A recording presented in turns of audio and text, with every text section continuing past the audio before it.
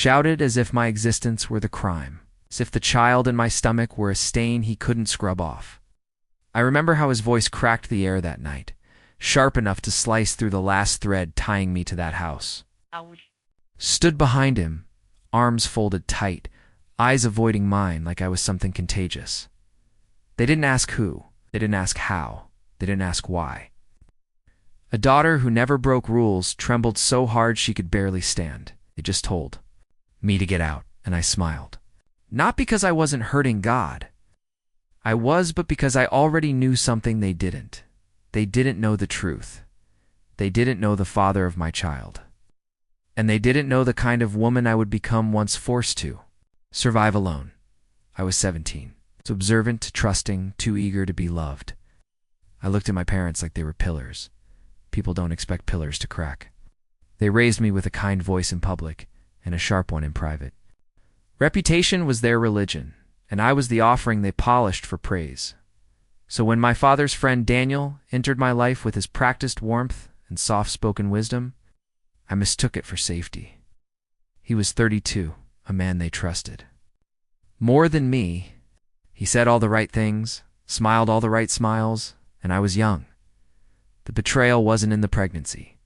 The betrayal was in their refusal to listen when I finally whispered his name. My father slapped me before I finished the sentence. He told me never to speak it again. He called me a liar, a disappointment, a disgrace. He protected Daniel, not me.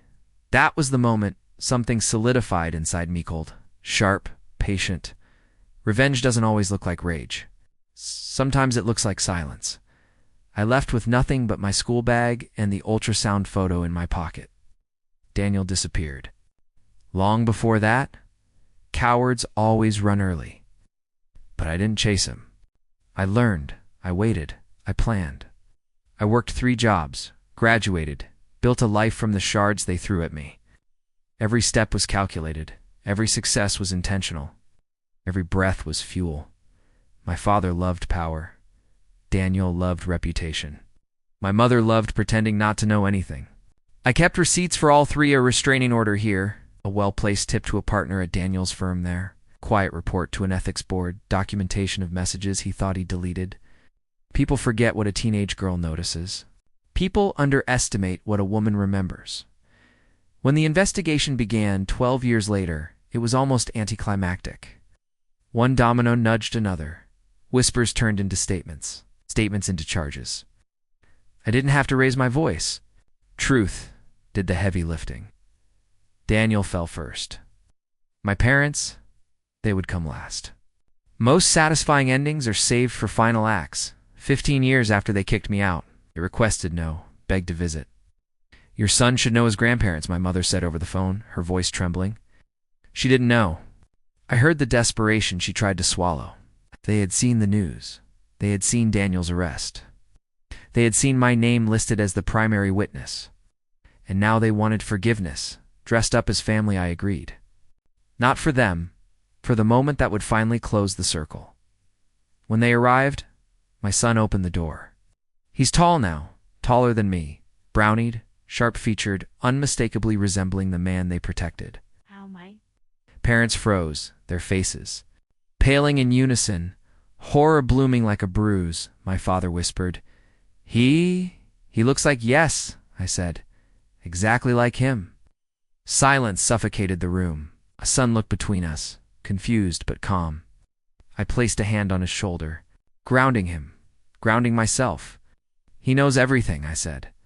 Appropriate, but honest. My parents' eyes filled with something I had never seen before. Not anger, not disappointment, but fear, guilt, recognition of the monster they defended. I leaned closer, my voice soft, steady, lethal. You didn't believe me then? Didn't. Protect me, you chose him. And now, every time you look at your grandson, you'll be forced to see the truth you tried to bury. My father opened his mouth, but no sound came out. My mother started to cry. I didn't offer comfort. I didn't offer forgiveness. Simply watched them face the ghosts they created as they left, stumbling, shaken, aged by 15 minutes more. Then 15 years, I felt something loosen inside me. Not vengeance, not triumph, peace. Survival had been my revenge. Success had been my weapon. Truth had been the final blow. And the best part? I never raised my voice. I just lived well. Enough that they had to look at me to see everything they tried to destroy. And that was enough.